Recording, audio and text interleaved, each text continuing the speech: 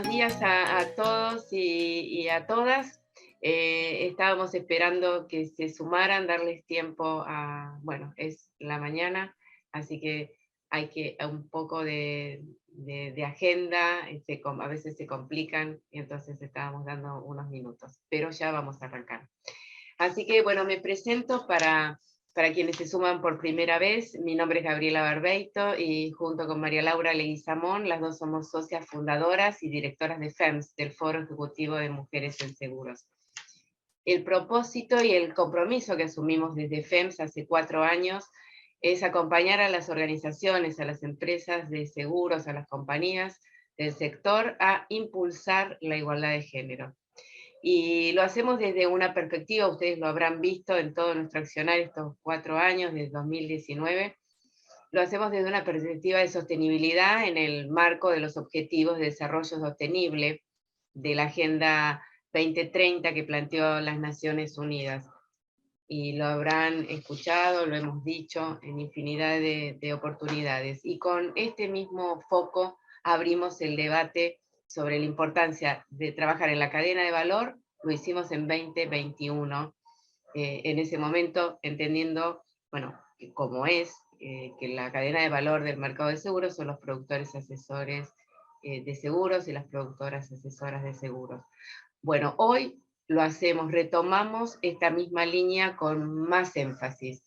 Estamos convencidas que para hacer crecer el negocio, generando un impacto social positivo y minimizando el impacto ambiental, es fundamental trabajar de manera articulada con la cadena de valor. Por eso las compañías que transitan en líneas generales este camino se esfuerzan cada vez más por dar a su cadena de valor, nos estamos refiriendo tanto a los productores y productoras como les contaba, o los proveedores en general, como también sus clientes. Les damos, la idea es que estas compañías se esfuerzan por darles herramientas para que se sumen a la transformación. Eso es, quienes ya han empezado a transitar el camino lo están haciendo, les acercan herramientas a su cadena de valor. Por eso invitamos en este webinar nuevamente a Fernando Pasarelli, que es especialista en sostenibilidad en las cadenas de valor y es líder de la iniciativa Valor RSE, más competitividad. Para que nos ayude Fernando, le decíamos, nos ayude un poco a pensar, ¿no? A pensar, para que nos dé las primeras herramientas para saber cómo integrar la sostenibilidad a la cadena de valor, haciendo, desde luego, un doble clic en las posibles acciones en cuestión de género y de diversidad. Bueno, muy bien, antes de cederle la palabra a Fernando, me gustaría contarles un poco de un CV resumidísimo, pero que quiero hacer como especial hincapié en cuestiones que me parecen claves para que sepan quién es el que está llevando adelante este webinar, esta presentación. Fernando se formó en responsabilidad social y sustentabilidad desde 2010, incluso antes ya empezó a trabajar, tiene posgrados, por ejemplo, para que se den una idea, posgrados iberoamericanos, tiene diplomaturas, entre ellos, por ejemplo, una diplomatura de la Universidad de San Andrés, de Buenos Aires, acá en Argentina. También cuenta con un diploma de la UADE, de la Universidad Argentina de la Empresa, por el curso de posgrado sobre abastecimiento y compras. Además, como les decía, de ser coordinador de Valor RSE más competitividad, Fernando coordina el grupo de trabajo de sostenibilidad en la cadena de valor de la Red Argentina de Pacto Global de las Naciones Unidas. Por eso estamos en contacto con él desde hace varios años, desde que FEMS se formó, y porque, digamos, estamos trabajando en la misma línea. También forma parte, Fernando, del equipo LEAD Sostenibilidad, que es una organización española destinada a la formación corporativa en sostenibilidad. Fernando es docente también estable del programa de capacitación ejecutiva Repensar la Sostenibilidad y la Inclusión Social de la Universidad Torcuata Di Tella. Esto son, en líneas generales, el accionar de Fernando, que, digamos, le da sustento la presentación que va a hacer. Pero le quiero dos cosas que me parecieron buenísimas de su CV. Fue representante de la CAC, de la Cámara Argentina de Comercio, ante el IRAN para el desarrollo de la Guía de Responsabilidad Social de la ISO 26000, y además fue representante de la EAN, Escuela Argentina de Negocios, ante el IRAN para el desarrollo de la Guía de Compras Sostenibles, que fue la ISO 20.400. Bueno, hecha esta presentación, me quería detener un poco porque era importante, estábamos conversando incluso con Fernando antes de empezar la grabación del webinar, antes de empezar, y él me decía, no, como que era, no quería que se extienda la presentación con mucho CV. Y le digo, para mí hay datos que son más que importantes porque te califican, y que es tu trabajo de toda la vida. Y sobre todo estos últimos más de 10 años, trabajando en sostenibilidad, que es desde donde nos conectamos. Bueno, antes de pasarle la palabra, solo les quiero decir a todos y a todas que todas las preguntas, las inquietudes, todo lo que se les ocurra, lo vayan volcando en el chat. Al final de la presentación de Fernando, vamos a abrir un espacio de preguntas. Bueno, muy bien, un gusto, Fernando, contar con tu aporte, un honor también, así que te doy la palabra y lo escuchamos. Bueno, Gabriela, ante todo, agradecerte por la presentación. Un saludo a todos y cada uno de los que participan de este webinar. Es un gusto para mí estar aquí. Espero que todos ustedes y sus familias se encuentren muy bien. Es cierto, muchas veces con las redes se puede saber muy bien de alguna manera quién es el ponente, pero está bien a veces saber desde dónde se habla, ¿no? Y a partir de qué créditos o de qué trayectorias se desarrollan los temas. Yo voy a utilizar un trayecto que voy a compartir con ustedes y ya les estoy anticipando que esto va a ser compartido, esto va a ser enviado a todos y cada uno, así que si hay algo dentro de ese trayecto que no resulta del todo claro, o les quedan dudas o inquietudes inclusive posteriormente al webinar, van a tener datos inclusive como para hacer todas las consultas que estimen convenientes. Yo comparto pantalla y entonces comienzo con mi presentación. Espero que allí la estén viendo. Me contarán ahora en un minuto más, cuando esté cargada, si ya la están viendo. Bueno, muchas gracias a FEMS por la convocatoria. Este tema a mí me apasiona y eso es un problema porque podría pasar horas hablando de esto, pero el tiempo, como dicen en la tele, es tirano, así que vamos a ser bastante pragmáticos en el sobrevuelo de muchos de estos temas. Siempre digo que en estas presentaciones a veces hago la ilustración como que esto es de alguna manera como he dicho, un sobrevuelo sobre temáticas. Después se puede profundizar en muchas de ellas. Por definición, la mirada de la sostenibilidad o de la sustentabilidad, según se quiera utilizar el término, es una mirada holística y por ende la anchura de alguna manera de temas que se pueden tratar dentro de esa agenda es realmente muy grande. Por eso el desafío mío va a ser en unos 40 minutos, no más que eso, poder exponer con ustedes algunos contenidos que me parece que pueden ser útiles para la agenda empresarial que todos ustedes están llevando adelante en sus empresas y organizaciones. Aquí partimos de la base de hablarles desde Valor RCI Competitividad, que es una organización, es una iniciativa que opera dentro de la AMIA, de la Asociación Mutual Israelita Argentina, hace 12 años, como pueden ver allí en el logo, y básicamente nos dedicamos a acompañar empresas en lo que dice allí, la integración de la sostenibilidad en la gestión de la cadena de valor. Así que para nosotros esto no es extraño lo que vamos a compartir, es parte del trabajo cotidiano del día a día con el cual estamos acompañando a muchas empresas. Ya en 12 años, un poco más de 40 grandes empresas y hemos llegado a más de 500 pequeñas y medianas empresas de sus cadenas de valor. Estos son proveedores, distribuidores, contratistas, bueno, según tome forma la industria y su cadena de valor, eso varían los términos que se utilizan para identificar a los actores de la cadena. Pero básicamente, ustedes saben, y ahora lo vamos a ver más en detalle, se habla de, para un lado, proveedores, para el otro lado, distribuidores, consumidores, bueno, según sea el caso, ¿no? Partimos de la base de decir un trayecto posible. ¿Por qué partimos de esta base? Lo hacemos con mucha modestia, con mucha humildad, también con mucha convicción, creemos que somos sólidos en todo esto, pero bueno, ese balance siempre nos gusta encontrarlo, y decimos que es un trayecto posible porque no es la única alternativa con la cual una empresa puede trabajar esta temática, ¿eh? Se puede trabajar de distintas formas. Nosotros, luego de 12 años de experiencia y de ciertos créditos, creemos que este trayecto es el mejor conocido, por lo menos para nosotros, y así nos gusta presentarlo.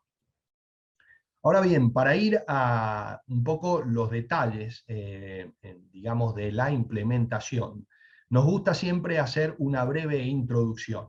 Ustedes saben que la temática de la sostenibilidad o de la sustentabilidad es una temática, y los términos que se utilizan, muy polisémicos, ¿no es cierto? Esto quiere decir, si uno detendría a 5 personas en la calle y le preguntaría qué pensás vos que es la RCE o la sostenibilidad o la sustentabilidad, nos podríamos encontrar con definiciones realmente muy diversas, muy, muy diversas. Es más, les diría, en muchos casos, hasta antagónicas entre ellas.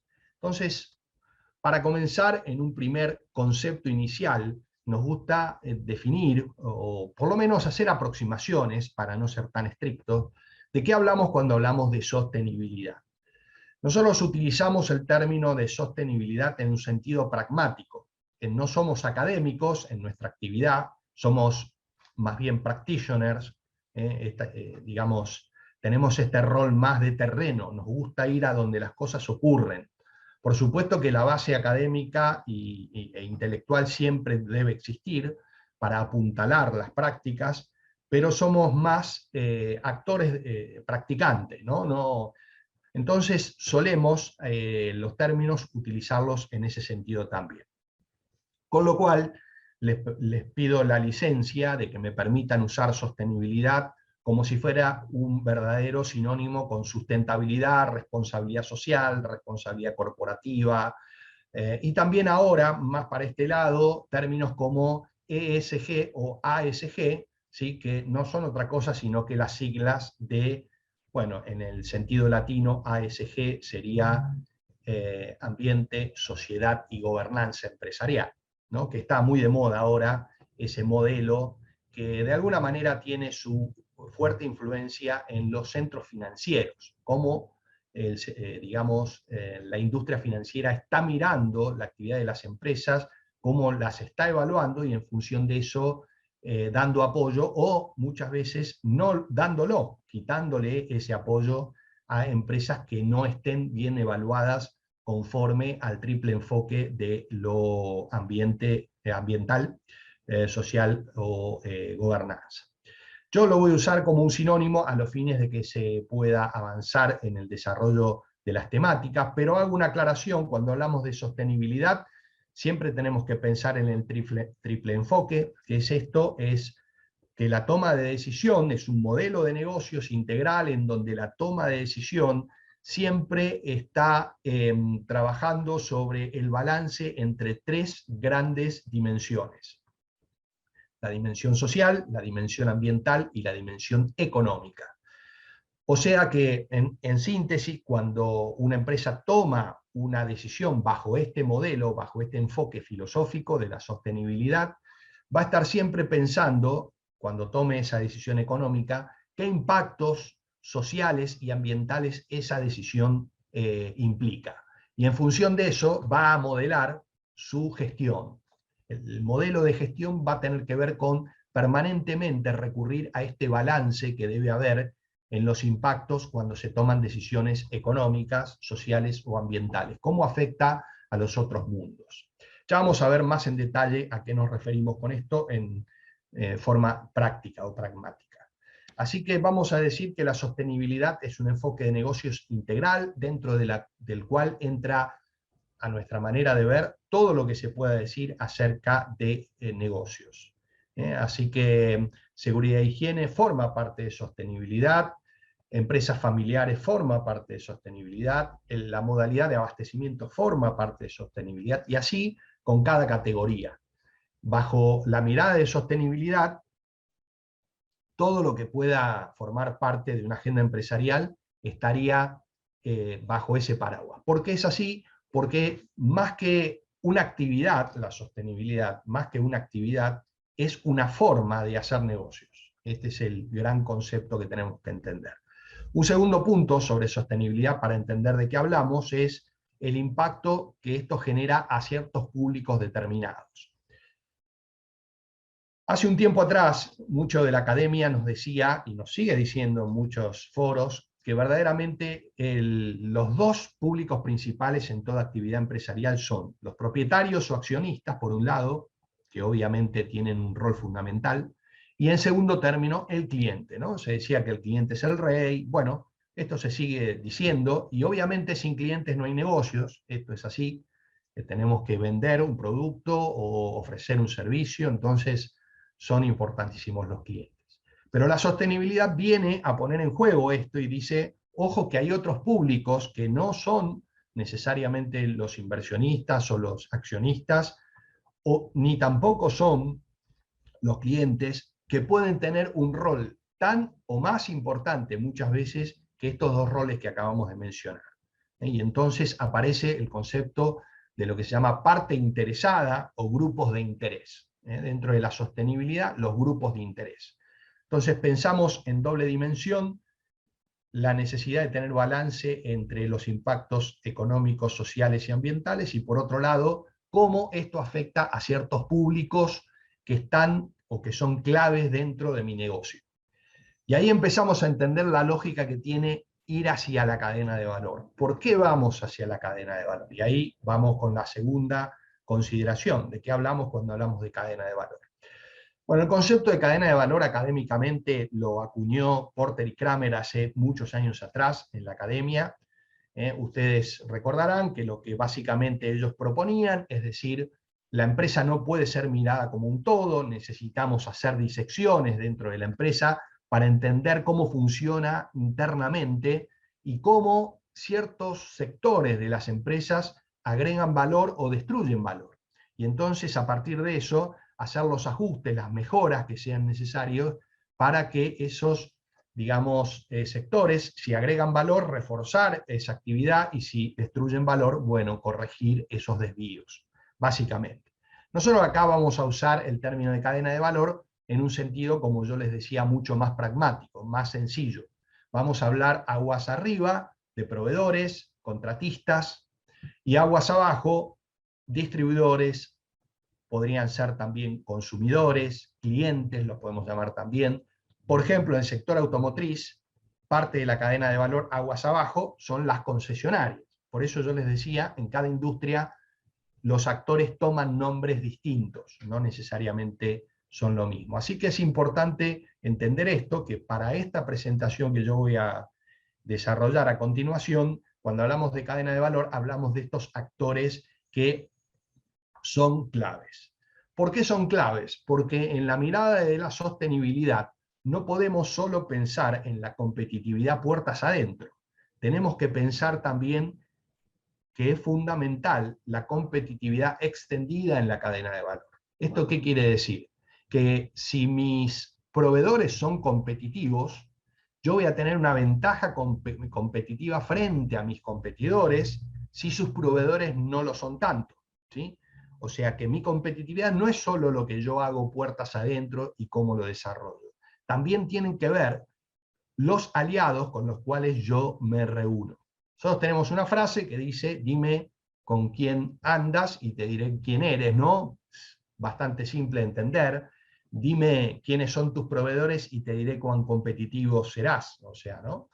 Así que de eso se trata un poco esta lógica, entre comillas, de ir hacia la cadena de valor. En la mirada tradicional, las empresas dicen, yo a mi proveedor le pago para que me produzca un servicio cómo él opera para llegar a ese producto no me interesa, ¿sí? En la mirada tradicional sucede bastante esto.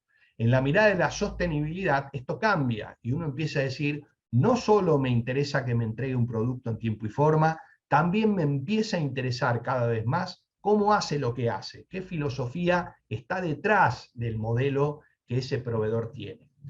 Obviamente vamos a encontrarnos con una circunstancia que tiene que ver que muchas de las empresas que están aquí y muchas de las empresas que operan en el mercado tienen miles de proveedores. Y uno diría, bueno, ¿cómo hacer esto de una manera lógica y que tenga un verdadero efecto? ¿No es cierto? Porque si tenemos miles, ¿cómo conocer esto que estamos diciendo? La filosofía de trabajo que hay en cada uno de mis proveedores. Bueno, para empezar, no hay respuestas mágicas, ¿sí?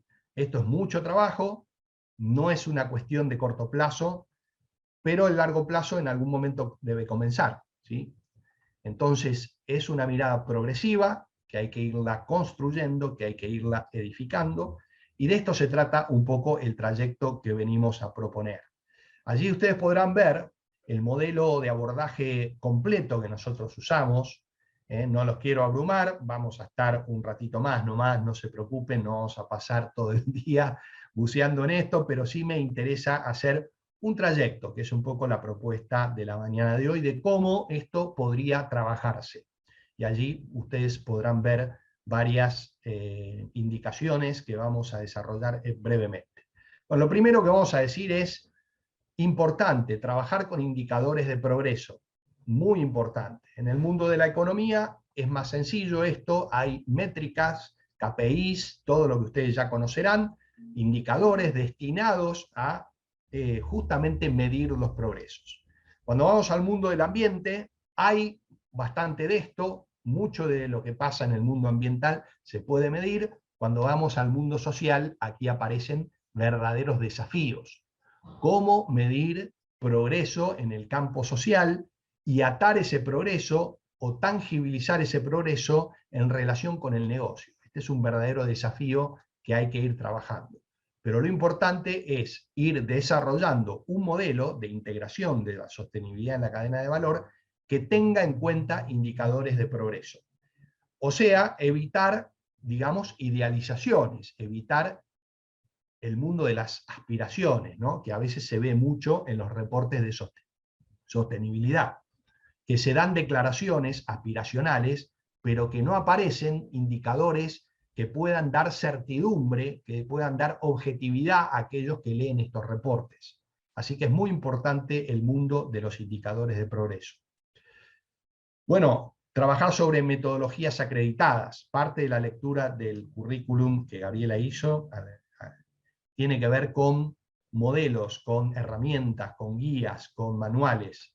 Es muy importante trabajar con metodologías acreditadas, y en esto hay que a veces también tener cuidado con ciertas tendencias súper innovadoras que aparecen muchas veces como la solución mágica, si se me permite el término, para estos temas. Mucho de estos es trabajo, metodología, y bueno, hacer un trabajo serio y consistente en el transcurso del tiempo. Un tercer aspecto importante, equipo interdisciplinario, tanto puertas adentro de la empresa, que está operando esta integración de la sostenibilidad en su cadena de valor, como la asistencia externa que puedan tener. Es fundamental tener un equipo interdisciplinario. ¿Esto qué quiere decir? Que para poder operar eficazmente en la integración de la sostenibilidad en la cadena de valor, debiera haber diversidad de saberes y de conocimientos y de expertise, como para que se pueda llevar adelante un trabajo lo más eficiente posible. Bueno, enfoque multidimensional, esto tiene que ver con justamente el punto anterior. Hay muchas dimensiones en las que se puede trabajar, por eso es fundamental que haya un equipo que pueda gestionar adecuadamente estos saberes. El involucramiento es fundamental también, y la articulación con los públicos claves, tanto internos como externos. ¿Qué queremos decir con esto? Tratar de evitar que esto se ancle dentro de la organización en un sector puertas adentro, esta idea de los compartimientos estancos, esta idea de un sector solamente, o ni hablar de una sola persona.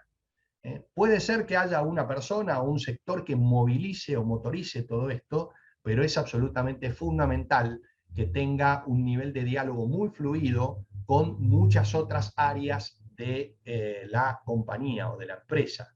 Cuando hablamos de cadenas de valor, hacer algo periférico y hacer algo, digamos, al costado de lo que es la gestión central de la empresa, se vuelve cada vez más difícil. Hay que involucrar a departamentos de compras, hay que involucrar a departamentos de abastecimiento, compliance, calidad, legales, bueno, muchos otros departamentos que tienen mucho para decir a la hora de que se implemente un programa como el que estamos proponiendo en la mañana de hoy. Y por último, así en materia de grandes conceptos introductorios, tenemos que pensar en que esto debe promover instancias de diálogos no comerciales con públicos claves, internos y externos. ¿Qué quiere decir esto? Ustedes saben que básicamente cuando se va tanto por aguas arriba como aguas abajo, ya existen diálogos preexistentes con estos actores. Vamos a tomar el caso, por ejemplo, de proveedores. Evidentemente la empresa ya viene trayendo un canal de diálogo con esos proveedores. No es algo nuevo que vamos a proponer. Ahora bien, el tipo de diálogo y el canal desarrollado es un canal que tiene la figura, yo diría, o la categoría de puramente transaccional. ¿Sí? ¿Por qué? Porque el departamento de compras está allí esencialmente para abastecer a los clientes internos. ¿Sí? Entonces, es puramente transaccional. Entonces, todo lo que no tenga que ver con la transacción pura y dura, como dirían en España, básicamente no está en la agenda y no está en el diálogo cotidiano con los proveedores. Bueno, este modelo de sostenibilidad empieza a establecer canales de diálogo no comerciales. Y uno diría, bueno, pero en la lógica de las empresas y en la lógica empresarial, todo aquello que, digamos, sea periférico al negocio, no ha lugar porque básicamente sería una distracción. Sin embargo, la sostenibilidad muestra que muchas veces estos temas que son aparentemente blandos o aparentemente periféricos, terminan siendo absolutamente fundamentales para el desarrollo de iniciativas conjuntas, pensando en que esto va escalando y se va transformando progresivamente en un programa de mediano y largo plazo.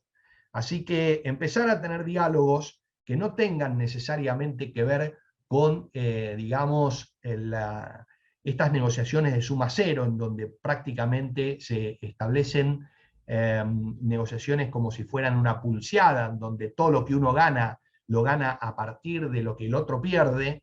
Bueno, empezar a salir progresivamente de esta lógica. Y quiero hacer una aclaración, esto no quiere decir de que la empresa va a dejar de negociar como lo viene haciendo, esto es acumulativo, ¿sí?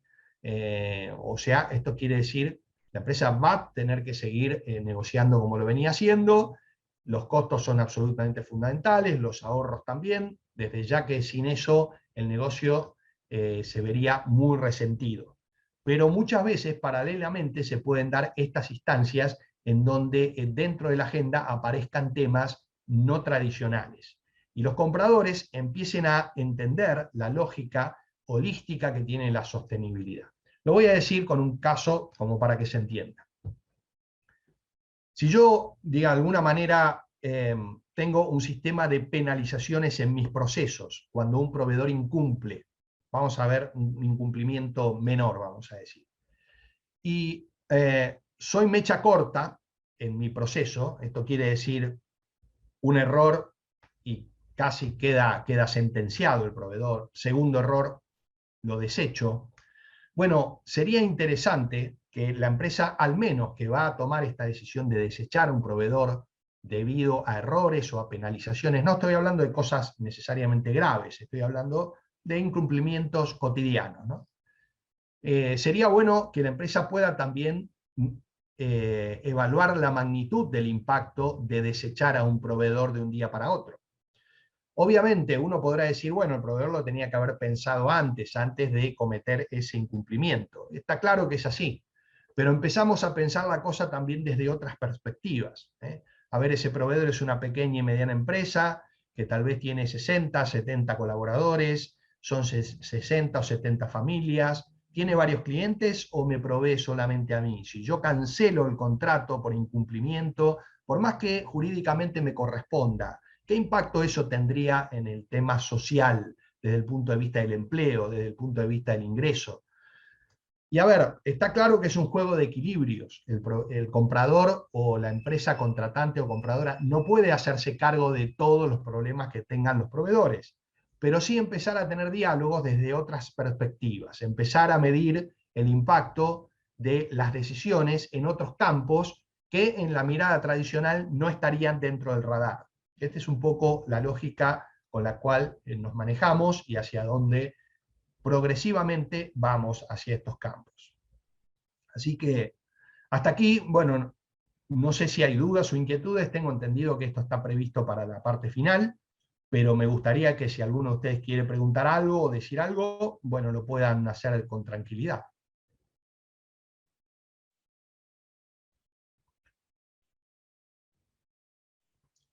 Bueno, sigo avanzando entonces en lo que me queda de tiempo con las etapas de cómo se podría implementar esto en la práctica. Bueno, en la etapa 0, como pueden ver ustedes allí, es la etapa de compromiso de la conducción. Cualquier sistema, cualquier esquema de gestión, cualquier sistema de gestión que implique un cambio cultural profundo como el que estamos nosotros presentando, requiere inexorablemente del compromiso de la conducción. ¿Por qué esto es así? Bueno, sencillamente porque sin compromiso de la conducción, sin el apoyo de la conducción, todo se hace más difícil y la posibilidad de interrupción en el desarrollo de una estrategia como la que estamos viendo, y es algo siempre que puede estar presente en la agenda. Cuando hablamos de compromiso de la conducción, sería ideal que la conducción lidere estos procesos. Eso sería lo ideal. Vamos a lo real muchas veces, porque lo ideal a veces y lo real no conviven en un mismo ambiente. Bueno, mínimamente, un nivel de validación de la conducción acerca de los procesos que se llevan adelante muy dinámico. Tiene que haber un proceso de validación. Esto quiere decir, la conducción tiene que estar al tanto de lo que se hace y tiene que ir aprobando por etapas el desarrollo de estos planes. No puede pasar que a fin de ejercicio le hagamos un reporte, porque el riesgo de que este tipo de procesos se vaya discontinuando es realmente grande. Así que la etapa 0 yo diría que es absolutamente fundamental. Etapa 1, ya vamos avanzando un poco en lo que nos queda, identificación de riesgos y oportunidades. Y allí pueden encontrar, después lo pueden ver en mayor detalle, pero prácticamente un recorrido de cómo trabajar el tema de la identificación de los riesgos y oportunidades. En primer término, un relevamiento del estado actual en la gestión. Digo esto, las empresas suelen gestionar sus riesgos, suelen identificarlos, pero el aporte que da la sostenibilidad es ampliar el scope, ampliar el radar con el cual trabaja. No solamente centrarse en temas, digamos, estrictamente del negocio, del núcleo de negocio, sino que abrirse a nuevos riesgos que pueden estar, digamos, justamente poniendo en riesgo la actividad. Digo dos de ellos como para que se entienda de qué hablo.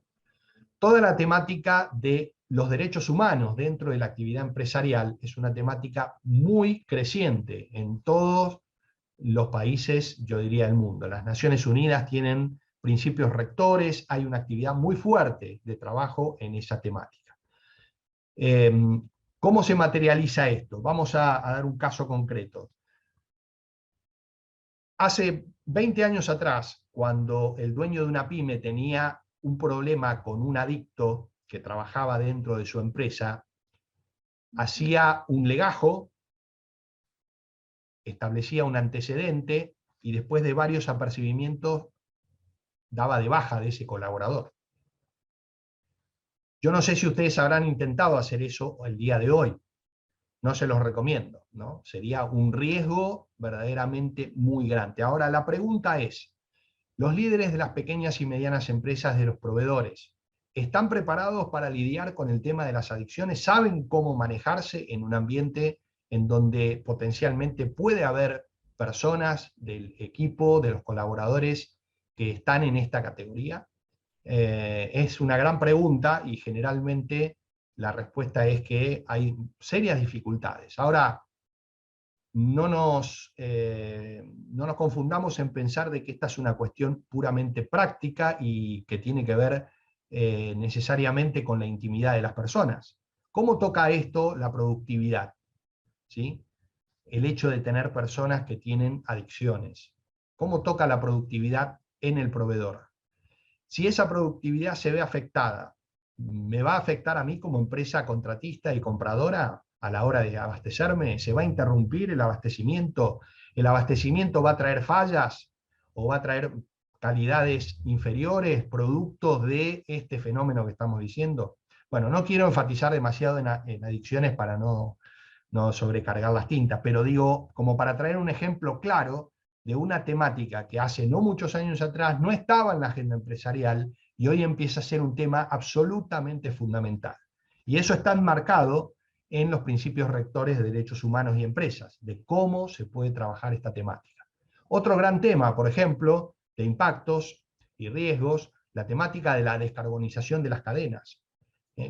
¿Cuánto de lo que producen nuestros proveedores están o siguen afectando el medio ambiente con huella de CO2? ¿Cuánto podemos hacer por reducir eso conjuntamente? ¿Podemos afectar positivamente a nuestros proveedores para que ellos reduzcan esa huella ambiental? Bueno, son todas temáticas que empiezan a estar cada vez más presentes. Así que la identificación de riesgos y oportunidades es absolutamente fundamental. En una segunda etapa aparece el tema de mapas de proveedores y distribuidores.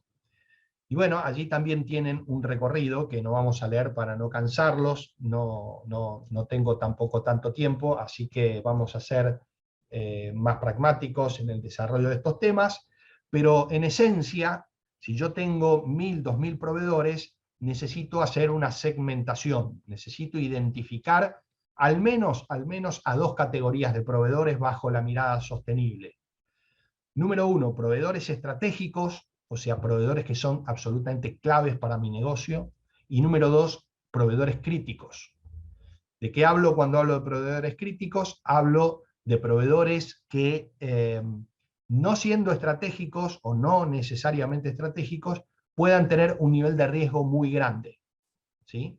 Así que esto también es importante, tener un mapa de proveedores, y esto requiere de una categorización. Pero la categorización tiene un trabajo previo de indagación de los proveedores, de hacer encuestas, de hacer indagaciones para conocer el estado de los proveedores en esas temáticas en cuestión. Cuando hablo de proveedores también podría hablar de distribuidores, ¿no?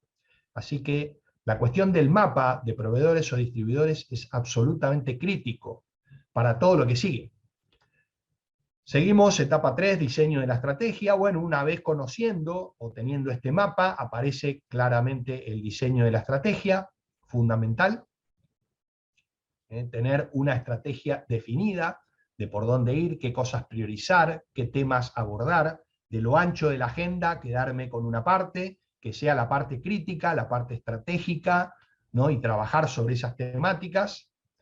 Una etapa 4 de implementación de planes, porque todo esto es para ir al terreno en algún momento y establecer planes específicos, proyectos específicos, así que ahí tienen también un aporte sobre la implementación de planes de acción. Y en la mejora continua, digamos, estamos hablando de medición y ajuste, una quinta etapa en donde, bueno, cerramos un ciclo y decimos, veamos los indicadores de progreso como dieron, hablemos de cómo comunicar esto, tanto puertas adentro y puertas afuera, y también trabajamos sobre la implementación de ajustes para planes futuros.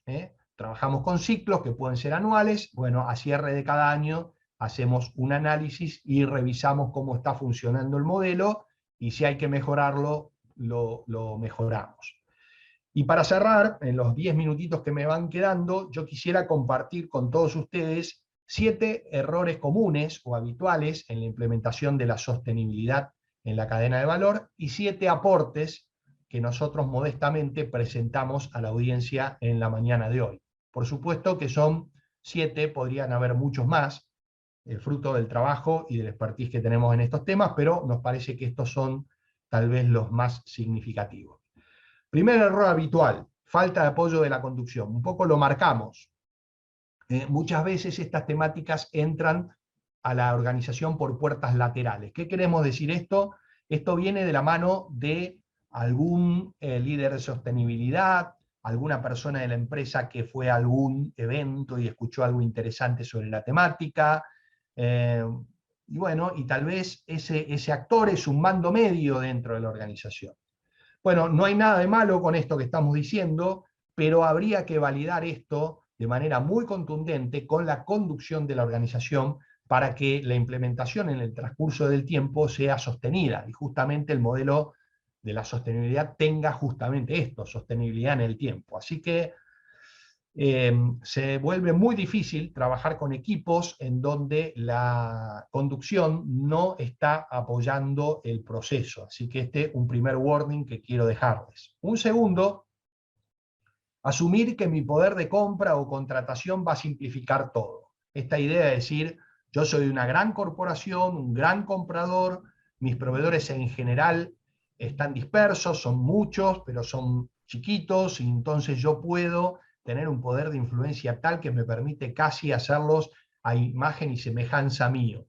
Bueno, yo diría, hay que tener cuidado con esto. Hay muchas veces proveedores muy pequeños, pero la dinámica del mercado es muy grande. A veces proveedores pequeños son los únicos que hacen lo que hacen como lo hacen, ¿sí?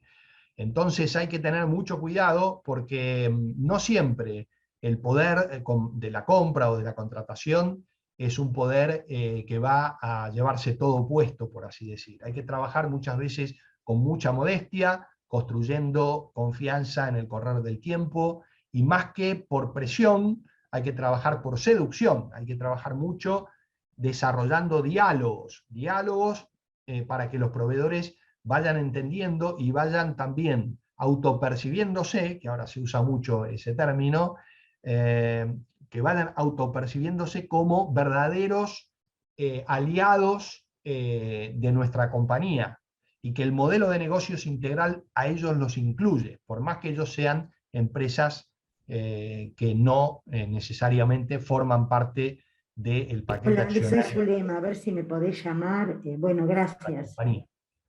Bueno, hay un micrófono abierto. Bueno, seguimos con los errores habituales. El tercero, saltar pasos para ganar tiempo. En este mundo vertiginoso en el que vivimos, en donde todo se quiere no para hoy, sino para antes de ayer, este es un mal muy habitual, saltar pasos para ganar tiempo. Hacer un proyecto menos robusto desde el punto de vista de los procedimientos, pero querer tener resultados ya. Bueno, acá hay una consideración que hay que hacer. Nosotros siempre planteamos dos escenarios o dos planos en dos dimensiones. La dimensión de mediano y largo plazo, que es la mirada filosófica, digamos, del proyecto, pero también pequeños logros de corto plazo. Esto hay que tenerlo en cuenta con el sentido de que se pueda esto vender puertas adentro de las propias empresas. Muchos actores de las empresas necesitan logros que puedan luego mostrar a su dirección, y que, ¿para qué? Para que justamente la continuidad de este tipo de procesos se vaya fortaleciendo. Así que eso es así, pero ojo con saltar pasos para ganar tiempo. Por ejemplo, si ustedes son un equipo de sostenibilidad o de compras y quieren empezar por, digamos, directamente ir a los proveedores a proponerles de hacer cosas, yo haría muchas preguntas antes de esto. Les diría, bueno, pero ¿ustedes conocen a los proveedores en esta categoría que estamos hablando? ¿Saben si tienen proyectos con la comunidad en la que están? ¿Conocen si tienen proyectos que tienen que ver con diversidad, con inclusión? ¿Saben si esto es así?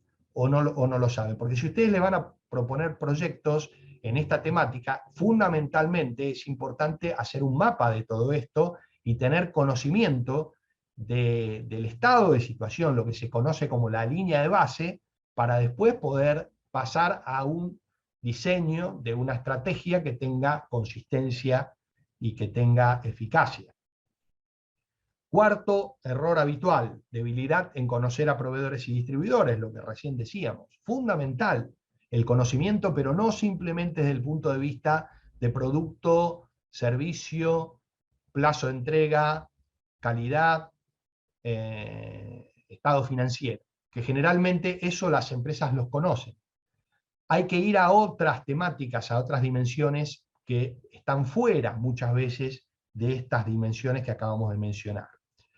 Quinto error habitual, implementar una misma estrategia para todos los públicos. A todos los proveedores les ofrezco una misma receta, un mismo camino, un mismo trayecto, un mismo proyecto. Bueno, es desaconsejable hacer esto y por eso la importancia de las etapas primarias que fuimos comentando. El tema del mapa del proveedor, para conocer de alguna manera cómo está compuesto el mercado proveedor con el cual yo ya trabajo. Asumir que las guías y los manuales resuelven todo. Esto es muy habitual. Hoy en el mundo de Google, donde cualquier cosa que uno busque casi la encuentra, parece esto estar a la mano, ¿no? Yo siempre digo, hago el ejemplo de que esto es como el tango, ¿no? Uno puede leer todos los libros de cómo bailar tango que hay en el idioma en que uno maneje, pero la verdad es que después viene la pista y ahí hay que salir y bailar. Y entonces ningún manual me resuelve ese tema. Todo esto es una ciencia y es un arte. La ciencia está en los manuales, en las guías, en las herramientas, pero después necesitamos generar destreza en todo esto. Y es importante entender que uno tenga destreza en algunas dimensiones, como por ejemplo en la compra y en el abastecimiento, no necesariamente lo califica uno como para introducir temas de sostenibilidad en la estrategia que está llevando adelante. Así que, en ese sentido, hay que valerse de guías, de manuales, de herramientas, pero también de asistencia, tanto interna y si fuera necesario también de asistencia externa que nos pueda guiar por dónde ir, qué caminos adoptar. Bueno, obviamente la tecnología también, séptimo error habitual, pensar que la tecnología resuelve todo. Ahora vienen soluciones como SAP, Ariba o cualquier otra que sea utilizada, EcoVadis, Sedex, ¿no? Y uno dice, bueno, ahí tengo la base de datos de los proveedores y ahí los proveedores tienen que informar todo, así que con eso tengo resuelto el problema. Yo les diría que estamos bien lejos de eso. Obviamente las bases de datos son importantes, la Big Data es importante, pero más importante que eso es la inteligencia que hay detrás del equipo que opera esas bases de datos. Si uno no sabe cargar con los indicadores estratégicos dentro de esas bases de datos, por más potencia tecnológica que tenga, el producto de ese trabajo se va a ver bastante complejizado. Muy bien, 7 aportes y ya cerramos. Capacite a sus equipos para abordar adecuadamente esta nueva filosofía de trabajo. Fundamental esto, que sean profesionales en lo que hacen, no quiere decir que necesariamente manejen temas de sostenibilidad con destreza. Desarrolle línea de base por medio de un mapa de proveedores o distribuidores. No salte pasos, no quiera ir al terreno sin hacer este ejercicio, una gran recomendación. Identifique oportunidades y riesgos en su cadena de valor. Fundamental saber dónde están estas oportunidades y estos riesgos. Número 4, integre criterios de sostenibilidad en abastecimiento y compras. Acá muchas veces se nos dice, si yo pongo criterios de sostenibilidad, encarezco la operación. Típica respuesta. Bueno, yo les diría que sí, pero no. Depende de cómo uno lo haga. Uno puede integrar criterios de sostenibilidad en el abastecimiento y las compras y no necesariamente encarecer la operación. Todo depende de cómo se lleva adelante esta integración. Pero hay formas de hacerlo que pueden salvar esta cuestión de hacer más cara la operación o de perder ahorros, como muchas veces es un objetivo bastante significativo dentro de los departamentos de compras y abastecimiento. En quinto lugar, promueve igualdad de oportunidades con enfoque de género, diversidad de inclusión. Esto se puede hacer de muchas maneras. Se lo puede hacer aguas abajo, se lo puede hacer aguas arriba, no necesariamente solo con proveedores, también se lo puede hacer con distribuidores, en donde se empiezan a promover iniciativas que tienen que ver con justamente estas oportunidades, con enfoque de género, diversidad de inclusión. En sexto lugar, proponga proyectos y acciones comunes con sus proveedores y distribuidores clave. Esto muchas veces fideliza, refuerza el vínculo y hace más robusto el negocio en un sentido amplio. Y en séptimo lugar, implemente canales de aprendizaje conjuntos en su cadena de valor. Generalmente las grandes empresas suelen asumir de que no pueden aprender o no tienen mucho que aprender de, por ejemplo, sus proveedores. Sin embargo, yo les diría que las empresas que saben de esto, que son líderes en estas temáticas, aprenden muchísimo de sus proveedores. En los proveedores hay lecciones muy valiosas que pueden ayudar a la empresa compradora o contratista a hacer su trabajo mucho mejor.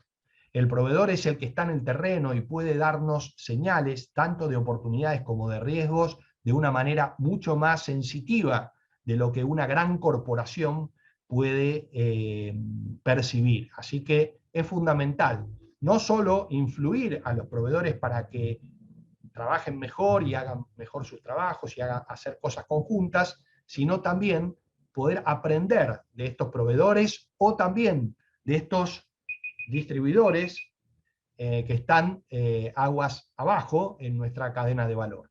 Yo estoy ya con el tiempo, no quiero abusar más, pero quedo a total disposición para exponer y expandir cualquier cosa que les sea de utilidad a cada uno de ustedes. Les agradezco mucho por su tiempo y a disposición. Fernando, te agradecemos, muy interesante la presentación, despierta muchas preguntas, ¿no? Para seguir trabajando. ¿Se me escucha? Sí, yo te estoy escuchando. Sí, ¿me escuchás, Fernando? Listo. Acá primero te traslado una pregunta de Analía Gutiérrez, de la empresa de Provincia Seguros de Vida. Ella dice que en la elección de los proveedores tiene que tener políticas de género a la hora de priorizar. Esa es la pregunta. ¿Y cómo se efectiviza en una licitación, por ejemplo? Bueno, es una muy buena pregunta, típica, ¿no? En estos esquemas. A ver, esto es voluntario hoy por hoy. A ver, dependiendo de qué tipo de empresas uno esté hablando, hay políticas públicas que tienden a transformar esto en un sentido más obligatorio, tratando de justamente promover diversidad, pero no en todos los casos opera, dependiendo de el volumen que la empresa tenga. Ustedes saben que la mayoría de las políticas públicas comienzan por empresas de más de tantas empresas, ¿no? En España, por ejemplo, o en la Unión Europea, hay una movida muy fuerte en todas las temáticas de derechos humanos de 300 empleados para arriba o de 500 empleados para arriba. Siempre se empieza por ahí, pero se esperaría que después esto caiga en cascada. Para la mayoría de pequeñas y medianas empresas, digamos, es todavía optativo el tema de la diversidad. Pero claramente la empresa compradora puede establecer esto como una condición aleatoria. ¿Qué quiero decir? Que si uno lo hace como una condición sine qua non, evidentemente va a tener un problema después de mercado, porque si uno eleva demasiado la vara en materia de exigencias o de requisitos, las especificaciones técnicas y todo ese mundo, va a encontrarse con que muy probablemente se restrinja mucho la oferta, ¿sí? Porque después hay que ver si hay una cantidad y un volumen de abastecimiento en el mercado que pueda cumplir con esas condiciones que uno está estableciendo. Con lo cual, la recomendación que nosotros siempre hacemos es que ese tipo de requisitos sea establecido como aleatorio. Y me voy un poco de la presentación y sigo la respuesta. ¿De qué hablamos con un requisito aleatorio? Hablamos de una postura en donde la empresa, ¿qué dice? Sigue manteniendo todos sus requisitos sine qua non, como lo viene haciendo hasta el momento, pero empieza a comunicar a sus proveedores que aquellas empresas que tengan todas estas dimensiones, que puedan acreditar iniciativas en todas estas dimensiones, serán evaluadas de mejor forma. ¿Sí? Empieza a comunicar esta idea. Y entonces esto, sin dejar afuera a nadie, porque en principio no es un criterio que de alguna manera descarta proveedores, empieza a enviar el mensaje al mercado de que la empresa compradora empieza a considerar estas cosas de mejor manera. Hay empresas que dicen esto y van hasta ahí. Otras empresas que empiezan más fuerte, que dicen, bueno, tendrán mejor puntuación. Si ya tienen una escala de puntuación en la evaluación de proveedores, empiezan ya a explicitar la puntuación. En general, si ustedes no tienen nada sobre esto, la recomendación es que vayan progresivamente, escalando de a poco, ¿sí? Para no generar rechazo de parte de los proveedores. Pero sí, yo creo que hay un trabajo en este sentido y hay que irlo profundizando, no solo en género y diversidad, sino en muchas otras categorías de las dimensiones no tradicionales. Bárbaro, Fernando, y muchísimas gracias, Analía Gutiérrez, por tu consulta. Te quería hacer una pregunta, ahí te agradeció Analía. Fernando, referido a los 7 errores que planteaste en la presentación, vos hablabas de que se planteaba como que fuera una debilidad conocer a los proveedores y distribuidores, que hay que ir a otras temáticas, dijiste. ¿Cuáles? Buenísimo. Bueno, a ver, ¿qué conoce una empresa compradora generalmente de sus proveedores? Puede haber casos que son más exhaustivos en todo esto que estoy diciendo, pero en términos generales. Conoce obviamente al proveedor por categoría, como se le menciona, conoce precio, conoce cantidad, conoce calidad, un rango por lo menos. Después cuando se hacen las compulsas, ahí la cosa se vuelve más exhaustiva, más específica. Pero básicamente el conocimiento es un conocimiento muy desde la perspectiva del negocio. Ahora se empiezan a preguntar, empresas como por ejemplo, ¿tiene usted iniciativas relacionadas con el buen manejo de los residuos? Bueno, cuéntenos cuáles son esas iniciativas. ¿Tiene usted iniciativas relacionadas con la incorporación de colaboradores con un sentido de igualdad de oportunidades en género, diversidad, discapacidad? Cuéntenos qué está haciendo.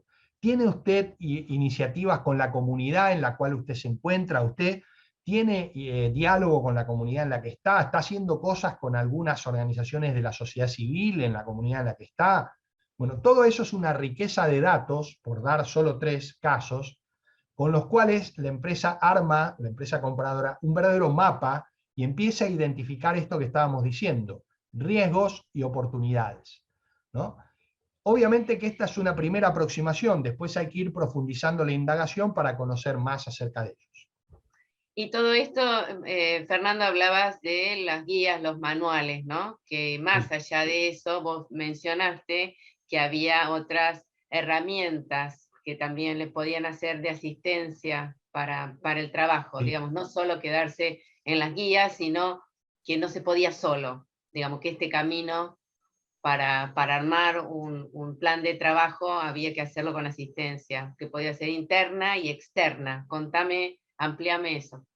Digamos que, a ver, en rigor de verdad, todo se puede hacer solo, ¿no? Porque evidentemente la empresa puede tener profesionales muy capaces y llevar adelante esto solo con equipo interno. No es digamos, un requisito hacerlo con asistencia externa. Lo que acelera la asistencia externa, creo yo, son básicamente 2 cosas que son importantes. En primer término, agiliza mucho el proceso, porque los profesionales que se dedican a esto saben dónde ir a buscar cada cosa, saben qué citar, saben, digamos, no tienen que googlear, ¿sí? Son personas que trabajan en esto todo el día y entonces su capacidad en gran medida pasa por ahí. Y la segunda iniciativa que refuerza mucho la asistencia externa tiene que ver con el enforcement del equipo interno. esta idea de ir a decir muchas veces a directores, a la alta dirección, cosas que el equipo interno tal vez hace mucho tiempo que viene diciendo y que por la cotidianeidad y por no son escuchados. Esto muchas veces pasa, que nosotros decimos algunas cosas en algunos talleres y los directores dicen, uy, qué idea tan brillante, y capaz que el equipo hace años que viene diciendo algo muy parecido, ¿no? Pero somos los seres humanos así, ¿no? De cuando lo dice el experto, bueno, lo dice el experto, ¿no? Y esto facilita y agiliza mucho también los procesos internos a la hora de vender internamente este tipo de proyectos.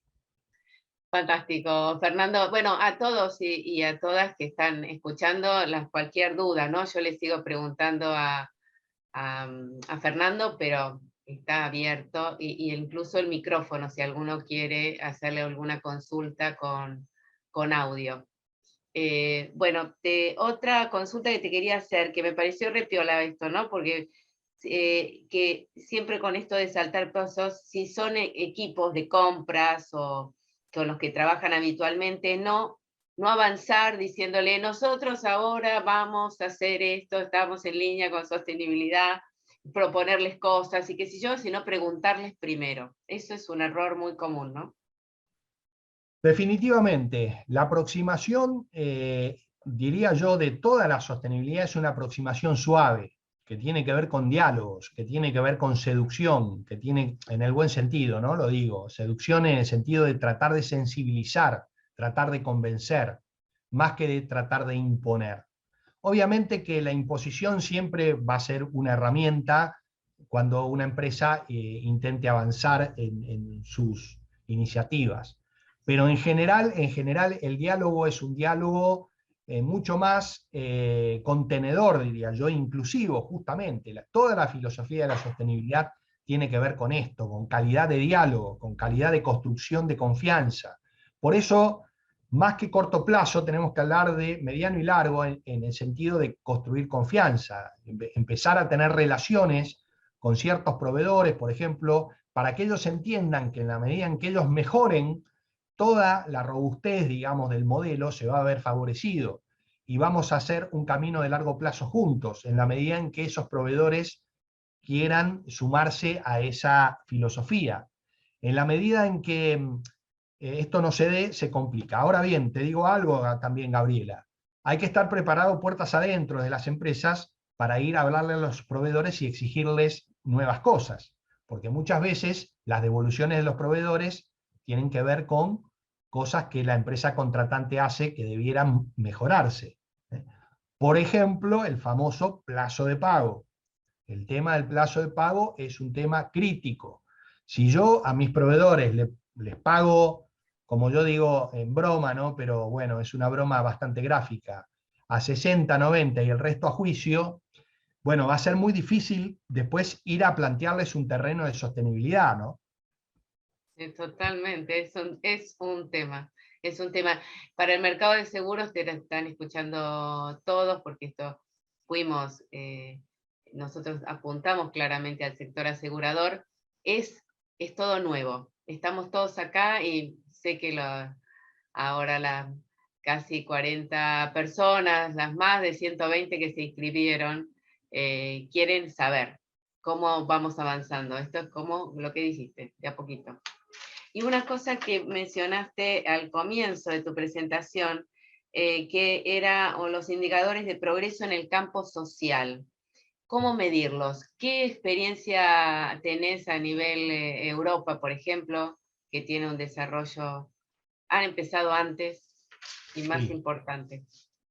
Bueno, hay avances en esa temática, están ahora bastante en boga, como se dice, los indicadores con base científica, lo que se llama, ¿no?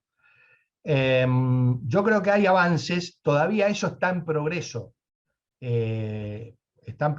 pero como síntesis a la pregunta, porque es una pregunta compleja, yo creo que en el correr del tiempo y en la evolución de estos temas va a haber que encontrar un balance entre volver más tangible los progresos en el campo social para que aquellos que manejan el negocio vean que lo social es absolutamente fundamental, pero también pedirle a los que manejan el negocio que no abonen la idea de que todo lo que no se puede medir no tiene valor.